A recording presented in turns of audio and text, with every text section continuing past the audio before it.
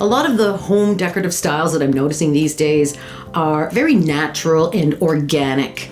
So what I've done is I've made this wall decoration out of wine corks.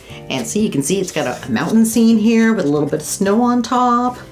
So what you're gonna need for this particular project are a whole bunch of wine corks. And no, I did not drink all this wine. You can order wine corks in bulk. You're gonna need a very sharp blade to cut the corks. You're gonna need a hot glue gun, some paint, as well as some rope. This is macrame rope. In this example here, the first one that I made, I actually used jute rope, which I picked up at the dollar store. So very inexpensive supplies, and this is a really easy project to do. So the first step is to prep the corks to cut them. So to prepare the corks, I'm steaming them to get some moisture in, to make it easier to cut them, and it prevents them from crumbling.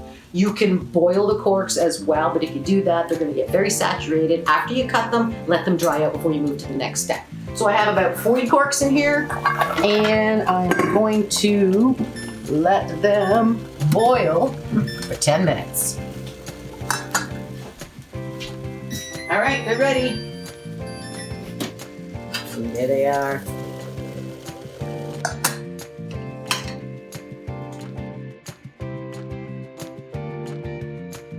Okay, so the corks are ready. They're nice and soft, which is going to make it much easier to cut. And I was thinking of safety. So what I did was I created a holder out of popsicle sticks. I just glue gunned them together. It wasn't any engineering miracle here. I just figured it out. And it's going to hold the cork in place so that your fingers don't have to be so close to the blade while you cut. But it's fine if you want to use that and make this, that's great. I'm just going to hold it with my fingers. The first cut, you're just going to go gently just to score the top, just to get the line nice and straight and not too much pressure, because you don't want it to roll off and accidentally cut yourself. So once you get it scored, you can start putting a little bit more pressure, and a little bit more, until you can go all the way through. We're going to cut the corks into 3 pieces so that we have 2 half rounds and 1 flat piece. And here it gets a little bit more tricky because you got the blade a little closer to your fingers. But again, go slow, take your time, and eventually it will cut. So there we go. 2 half rounds that are going to be what we use to make the mountain, and the flat pieces are going to be for the sky. Now I've gone ahead and cut a whole bunch of corks in advance because I didn't think you'd want to watch me cut 40 corks, right? That's a little bit boring, but there we go. So here are a whole bunch of my half rounds, and here are a whole bunch of my flat pieces. Okay, next step coming up.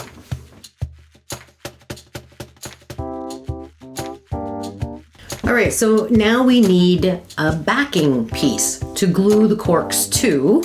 And this is a piece of cardboard that is the back of an old calendar that I have in my kitchen. I keep these nice stiff cardboard. They come in handy, so I recommend if you have any of these, hang on to them. And a bowl, because I want a round background. So I'm using that as my pattern.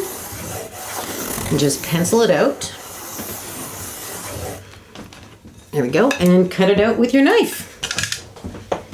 So similar to the cork, you want to go very slow and just score the cardboard. Don't try and cut all the way through on your first cut. So that's for accuracy, because if you go too hard, too fast, you might mess up the cut. So I always like to go a little bit slow, a few passes until you can go all the way through. Once you get a nice deep groove, the blade shouldn't go off its track, basically. So,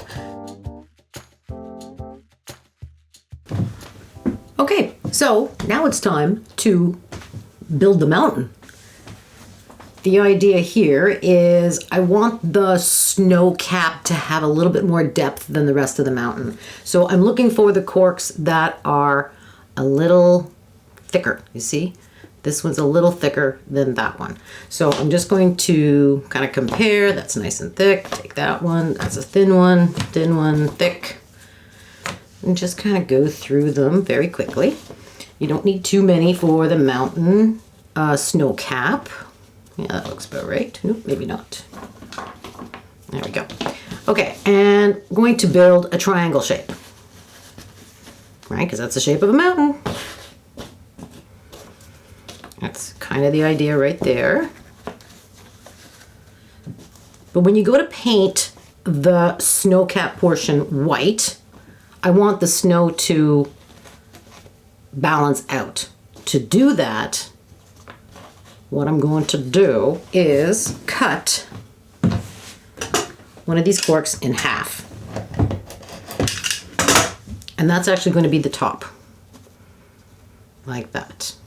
Okay, and you'll see why in a second. Oh, and I also want to point out that I like, this says C-O-R. I want that facing forwards, right? So anywhere where you see some writing, you might want to turn it around. And that works, because I like the writing. I think that's fun. Okay, so for the next layer, we want to brick them, so stagger them. Let's find another thick one. That's going to go like that. So that's where we need another one of these half pieces to fit right in there. You kind of hopefully can see what I'm getting at. Okay, and then we grab some more thicker ones. Okay, then we're going to need another half piece. Let's go ahead and cut that in half. Place that there. And then just keep building the mountain.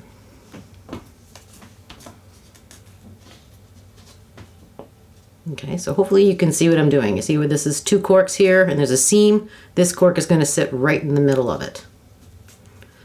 Okay, so that's enough for the snow, basically right there. That's enough for the snow. So now I can just go ahead and grab some of the smaller, not so thick corks and finish it off. And you're going to let them overhang, because after you glue them, we're going to turn this over and we're going to trim everything. And then once you're happy with the placement, just go to town with the glue gun and stick everything in place.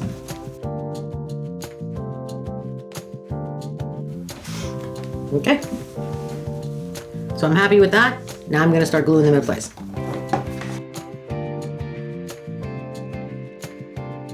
So as I'm gluing the corks in place, I'm trying to squeeze them together as close as possible, but I don't have to worry about that too much, because when I go back over with the paint, you're not going to see the piece of the cardboard. As you can see here, you can see a little bit of the cardboard in between here. So, and the other idea too that I wanted to mention is when you are gluing the pieces that are going to overlap, you know, just put a little bit of glue here, so you don't get it all over your work table.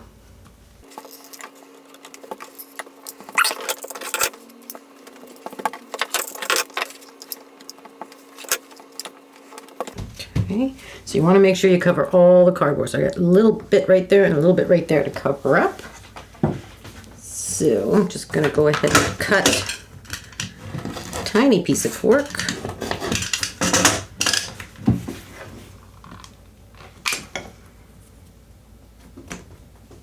Hopefully that's enough glue to hold that in place. It may not be, but it should.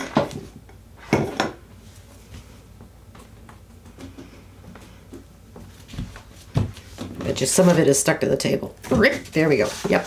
Okay, so that's in place. Now it's time to move on to the sky.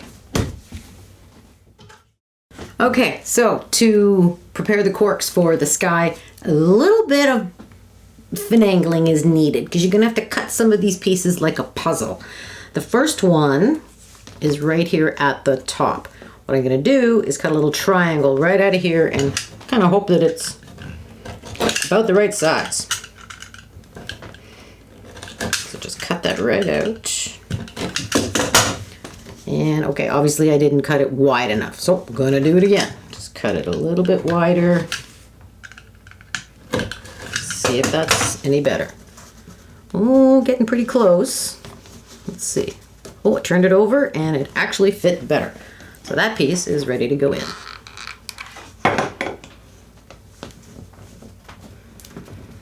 Just like that. Okay. Then I can just easily take another piece and glue it right there on top of that one. Let's see, I'm gonna get one a little about the same thickness. There we go. Okay, same like the half rounds. I want to layer them, stagger them, I guess is actually a better word. So it's like a brick wall. Stagger that one. And this is all by eye. Again, it's very organic, so I mean, you can get a measuring tape out if you want, but it's not necessary. And just try to press them together as close as possible.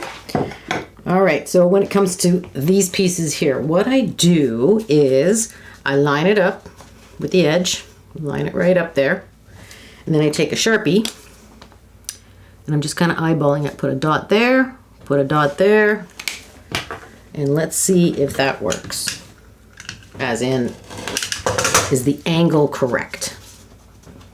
Pretty close, but a little long. So I'm just going to take another little sliver out. See if that's any better. Oh, a little bit more. It's always best actually to cut a little proud, as they say, because you can always just keep cutting more off until you get it right. And what I'm noticing, it's tight here, but my angle's not quite right. So this point is probably pretty good. I just need to take a little bit off the first part, and look at that. That's pretty good. Okay, so the same for the other side. I'll just demonstrate that again. Just line it up with the straight edge, put it right in place, and put a dot, and put a dot.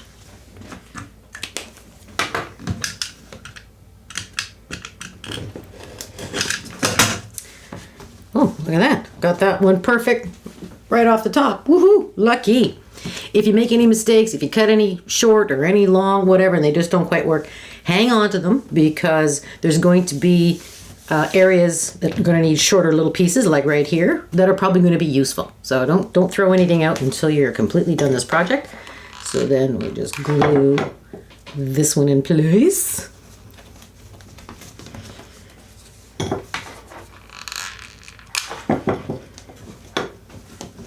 Okay, and I'll just continue on. Trying to pick the pieces that are the best cuts. Eventually I'm going to need to use all of them, I'm sure.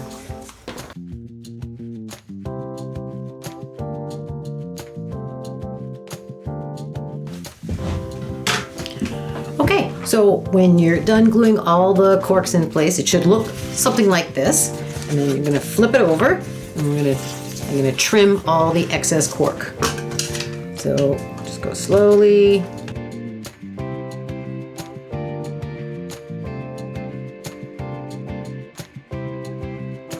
Now hopefully I didn't knock any of the corks off on the other side. So let's take a look.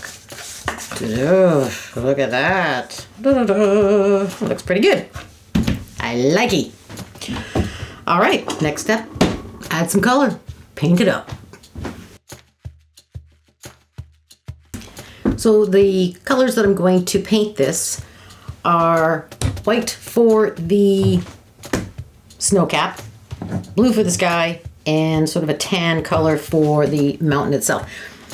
But I'm not fond of the blue and the tan right out of the bottle. So I'm going to tint them a little bit.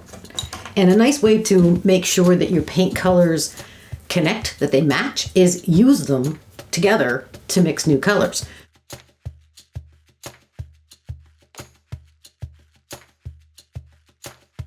The white, I think I'll just leave white. But I like the pattern that you see on the cork.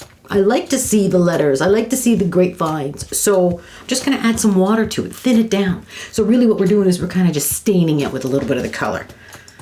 Okay, so let's start with, actually first I'm just going to take a blob of the white, bring it over here. Okay, and I'm going to add some water.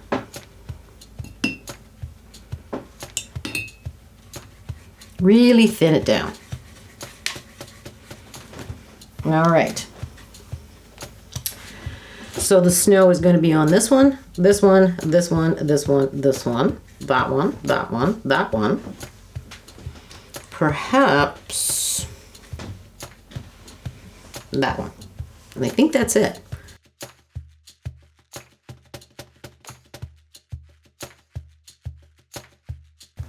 I'm going to come back with a smaller brush and fill in the gaps and actually paint the cardboard as well, so you never see the cardboard.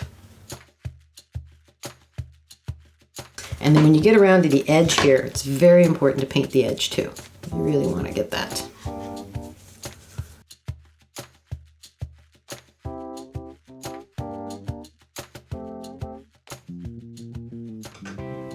Okay, so the paint is dry, and I'm taking my macrame cord. I'm gonna have a couple of inches here on the top, right? Start in the center of the top. I'm just gonna measure around, just kind of pull it around like that. And then I want a little bit of excess at the bottom as well. And then I'm gonna double that up. That's the length that I want. And then I'm gonna cut a second string exactly the same length. So I've already gone ahead and done that right here.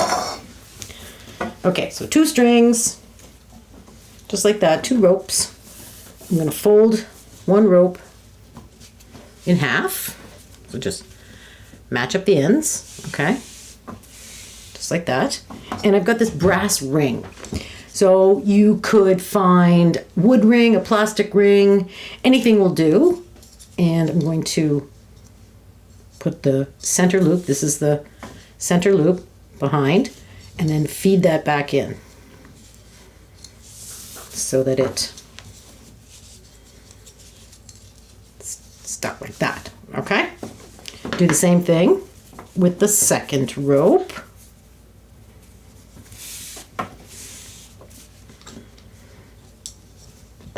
See, got the loop, feed it back in, pull it out, and pull it tight. Okay, so that's going to be hanging right about there. Okay, now with a second piece, maybe about 12 inches or so, maybe a little longer.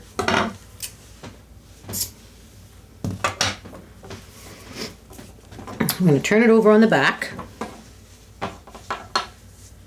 Going to hold this, create a loop, okay, and then start wrapping that around. Maybe that's a little too big. Wrapping that around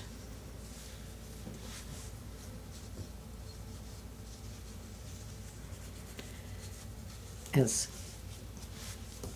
neat as possible. And then with this little extra piece that's hanging out here, I'm going to fish that through. If all goes well, you take the top piece. See, what's happening is that this bottom loop is being pulled back up and it's going to secure everything in place.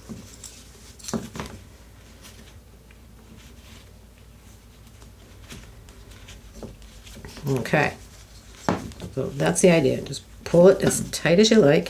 So just to show you the front.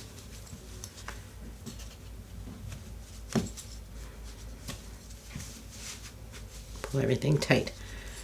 Then I can trim off the excess on the back here.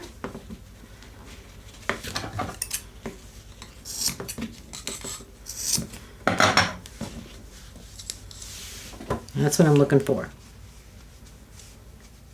Just to kind of, you know, hold all of these ropes in place nice and tight. It kind of tidies it up a bit. Now, if that seems a little bit too much, you can always just glue gun the rope around. Now, speaking of glue gun, the idea is you want to center that with the peak of the mountain. I'm just going to work with one piece of rope at a time.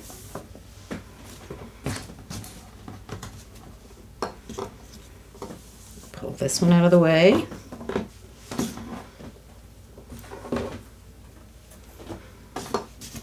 And I'm going to glue gun the macrame rope all along the edge until it meets up here in the center. Okay, so I'm going to do that right now. So I'm not going to start at the center. I'm going to move off to the side just a tad, and I'm going to glue it just in small sections. You don't need a lot of glue. I just want to make sure I measure this out nicely before I attach it.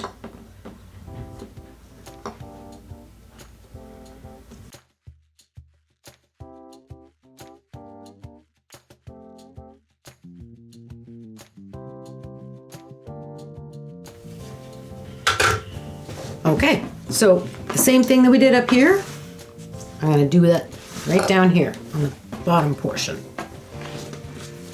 I'll turn it over.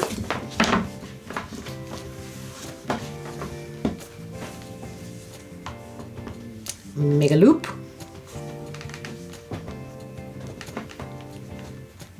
And then start wrapping as neat as possible around.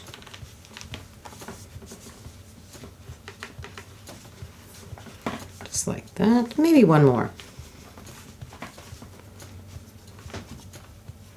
And then bring this back up into the itself and pull the top part. If all goes well, it should pull everything back underneath to hold everything in place.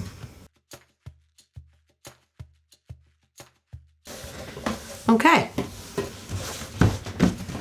Now that's a pretty long tassel at the bottom. I don't think I want that much length. So I'm thinking probably at least twice the length of this thing. Maybe 3 times. We'll go that far. And let me just trim that off. And then you can just leave that as is, or you can brush it out to make it a little bit more fluffy. To do that, I use a pet, or yeah, it's a pet brush.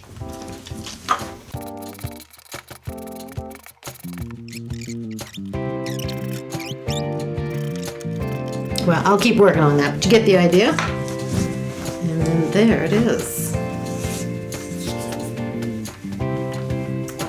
I think that looks pretty snazzy.